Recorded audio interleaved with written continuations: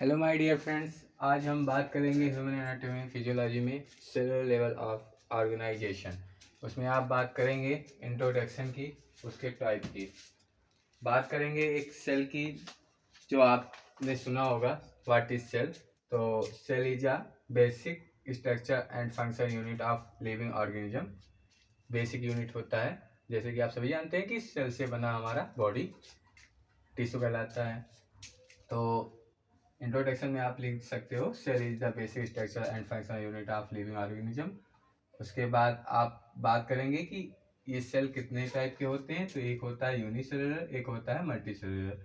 Unicellular की बात करें, यूनिसेलुलर में तो आपका आएगा protozoa, protozoa, east and bacteria. ऐसे यूनिसेलुलर जो एक सेल से बने होते हैं, और जिसमें मल्टी सेलुलर होते हैं। यूनि मतलब एक, मल्टी मतलब कई। उसमें आपका आ जाएगा plant and human, plant human and animal. ये चीज़ें आप देखोगे सेल में। अगर बात करें सेल की टाइप की, तो cell are two types, prokaryotic and eukaryotic. Prokaryotic की बात करें, आप सभी जानते होंगे इसका नाम। इसके कुछ इंट्रोडक्शन मैंने इसके पहले वाले वीडियो में, लेक्चर में मैंने इसका क्लासीफाई किया है। आप वहां जाके इसके पहले वाले वीडियो को देख सकते हैं। आज हम बात करेंगे प्रोकैरियोटिक एंड यूकैरियोटिक की। जो आपने नाम सुना, प्रोकैरियोटिक जो अनडेवलपमेंट होते हैं, अविकसित होते हैं, उसे प्रोकैरियोटिक कहते हैं। यूकैरियोटिक जो विकसित होते हैं, डेवलपमेंट होते हैं, उसे यूकैरियोटिक सेल कहते हैं।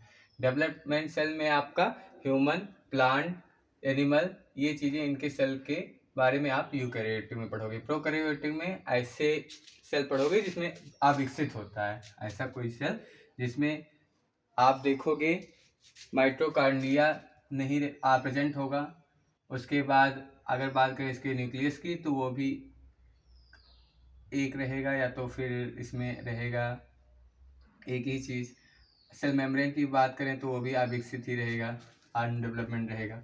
सो ये चीज़ें आप में प्रोकैरियोटिक में पढ़ोगे, जैसे ईस्ट, फंगी, वायरस, ये सब चीज़ें इसमें आप पढ़ोगे।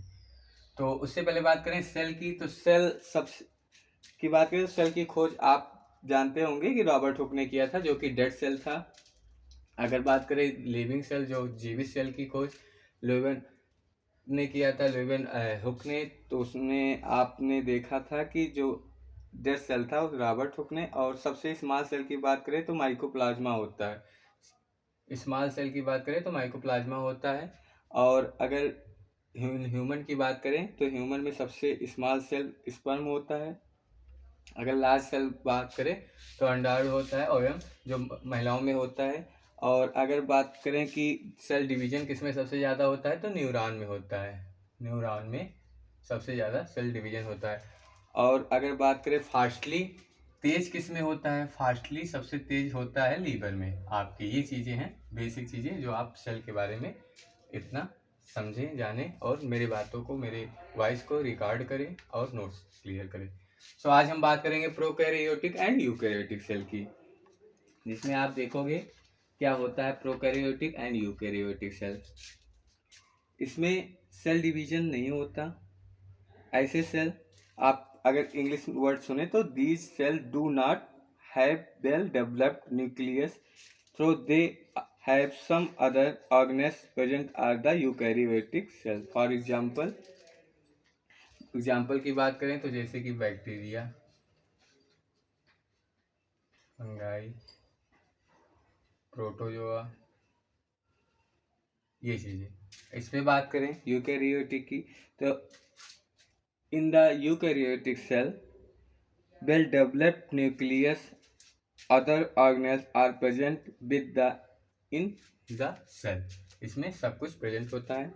एग्जाम्पल की बात करें तो plant, animal, plant, animal and human, ये चीज़ें आप यूकैरियोटिक में लिख सकते हो, जो कि डेवलप होता है सेल। न्यूक्लियस हो गया आपका, माइटोकांड्रिया भी हो गया, सेल मेम्ब्रेन हो गया, गोल्गी बॉडी हो गया, उसमें हर एक चीज़ आपका यूकैरियोटिक में प्रेजेंट होगा। ये चीज़ें। अब इसके अगर आप बात करें क्लासिफिकेशन कंपोजिशन की, तो इसमें आप देखोगे इसका साइज कितना होता है। इसके साइज की बात करें तो 1 to 10 माइक्रो होता है, माइक्रोमीटर होता है। यूकैरियोटिक में बात करें तो 10 to 100 माइक्रोमीटर होता है, 10 to 100। ये चीज़ें हैं। उसमें अगर बात करें तो इसमें आप लिख देना बैक्टीरिया, ये भी आप एक प्रॉपर्टी लिख सकते हो। और अगर बात करें इसमें तो इसमें सेल मूवमेंट डीएनए में होता है। इसमें बात करेंगे सेल डिवीजन की, तो इसमें बाइनरी फिजन होता है, बाइनरी सिंपल डिवीजन होता है। इसमें मायोसिस और माइटोसिस डिवीजन होता है, आप लिख सकते हो। इसके फंक्शन की बात करें अगर, हाँ, तो इसके फंक्शन की बात करें, सेल के फंक्शन, ये टाइप्स हो गया आपका, आपने देखा यूकैरियोटिक सेल और प्रोकैरियोटिक सेल। अगर बात करें फंक्शन की, फंक्शन, सेल के फंक्शन की बात कर रहे हैं। अच्छा, आपने नाम सुना होगा सेल, तो सेल के स्टडी ऑफ सेल को क्या कहा जाता है? आपने सेल तो नेम हो गया, बट स्टडी ऑफ सेल को कहा जाता है cytology. Study of cell is called cytology. पूरी बुक होती है एक सेल के बारे में पढ़ा जाता है, जिसे साइटोलॉजी कहा जाता है, और इसका नाम ही बायोलॉजी में साइटो होता है। ये चीज़ें भी आप जानें, बेसिक चीज़ें हैं। फंक्शन की बात करें तो सेल का फंक्शन क्या होगा? Cell growth and metabolism, cell growth and metabolism. फिर बात करेंगे सेकेंड की सेल डिवीजन। सेल डिवीजन ये इसके फंक्शन है, सेल डिवीजन। एंड बात करें protein synthesis and molecular transport, protein synthesis,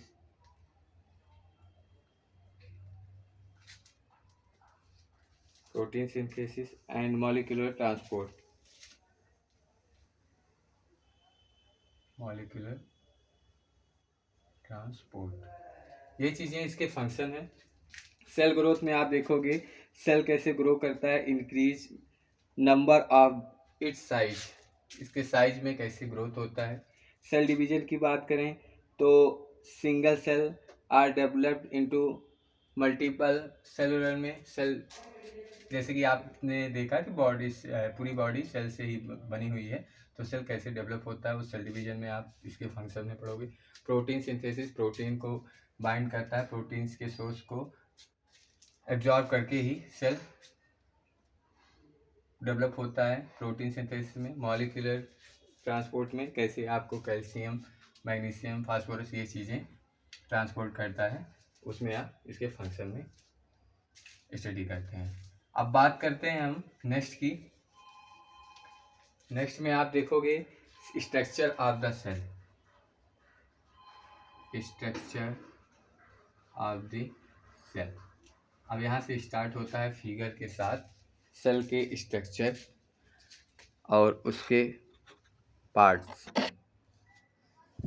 हाँ, तो देखेंगे स्ट्रक्चर ऑफ द सेल में सबसे पहले बात करेंगे सेल मेम्ब्रेन की। ये होता है जो बाहर होता है उसको सेल मेम्ब्रेन कहा जाता है, या फिर इसको एक और नाम से जाना जाता है प्लाज्मा मेम्ब्रेन। एक मिनट,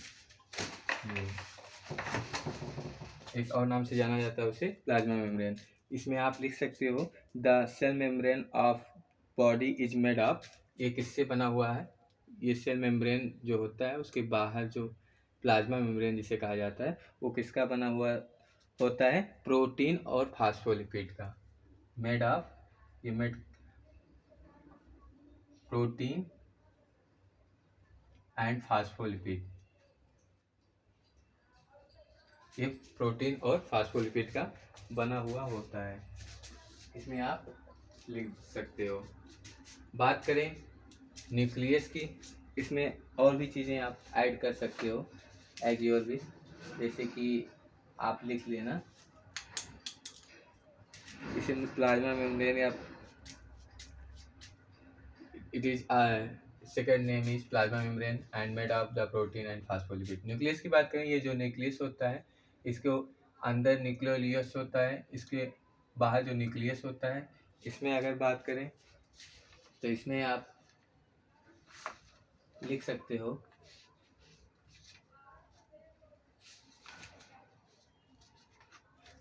एक मिनट, बाहर कोई बुला रहा है, सुन लेते हैं। बात करें तो न्यूक्लियस की, न्यूक्लियस में आप देखोगे न्यूक्लियस होता है ये डबल लेयर, एक लेयर इसमें होता है डबल लेयर का बना हुआ मेम्ब्रेन होता है न्यूक्लियस। इसमें आप बात करोगे डबल लेयर का बना हुआ लेयर होता है न्यूक्लियस। इसमें आप ये किसका बना हुआ होता है, ये भी प्रोटीन और फास्फोलिपिड का बना हुआ होता है, जिसे एक और नाम से जानते हैं, जिसको आप कंट्रोल सेंटर भी बोल सकते हो। इसको एक और नाम से जानते हैं, कंट्रोल सेंटर भी बोल सकते हो। ये कंट्रोल करता है पूरे सेल को। न्यूक्लियस के डैमेज होने से ही आप में आपको डीएनए इसमें प्रेजेंट होता है, डीएनए जो कि इसमें इसका बना होता है क्रोमोसोम में जो डीएनए प्रेजेंट होता है। आप ये क्रोमोसोम आपके कलर, बॉडी कलर पे डिपेंड करता है। आप क्रोमोसोम ही आपके पेरेंट्स पे ये शो करता है कि आपके पेरेंट्स का कलर क्रोमोसोम के डीएनए के प्रेजेंस से डिफाइन होता है कि आपका बॉडी का कलर कैसा होगा।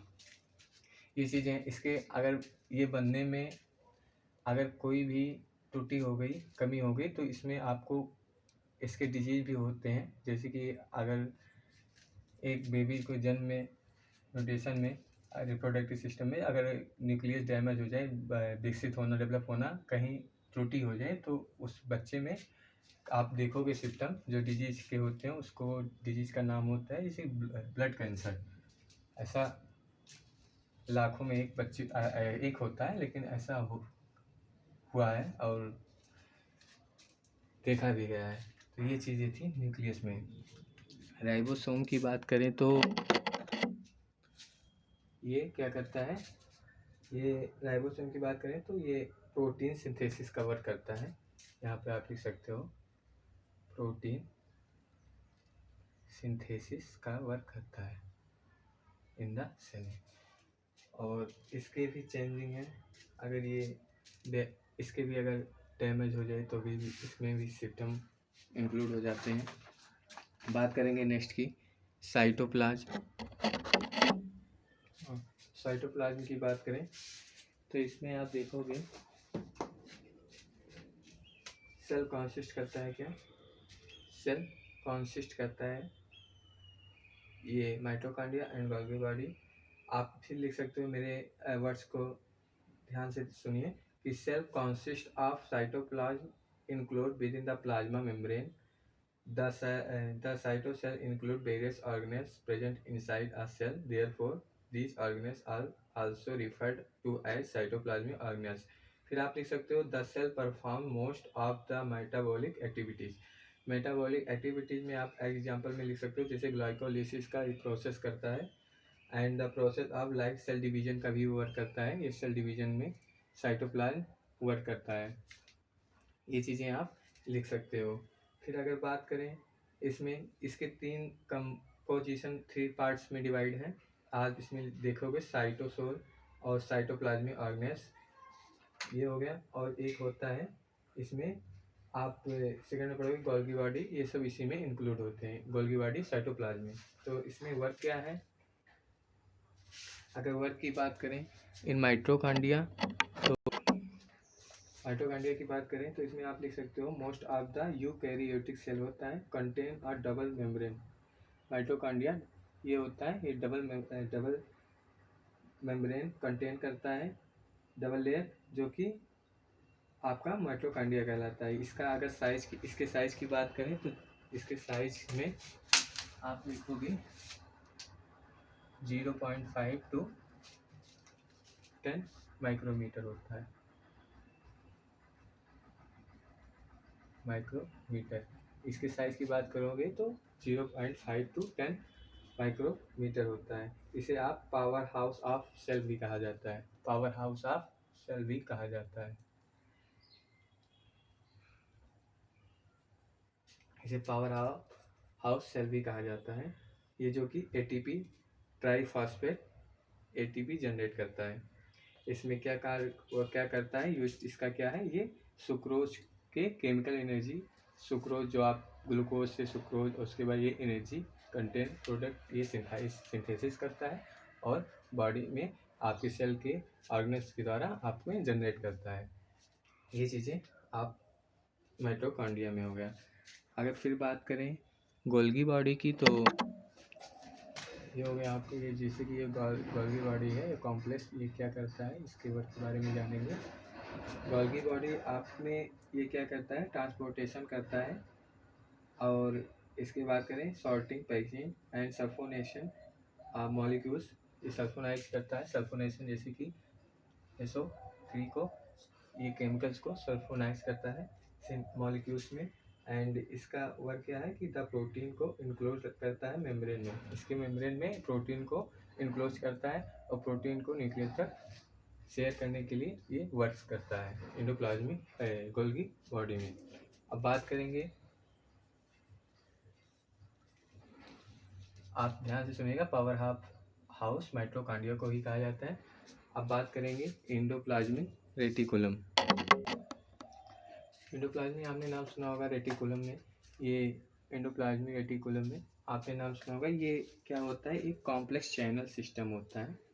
ये एक कॉम्प्लेक्स चैनल सिस्टम होता है जो 3 डायमेंशन ग्राफ में शो होता है। इसमें आपने नाम सुना होगा RER का, RER, और एक नाम आपने सुना होगा SER, SER।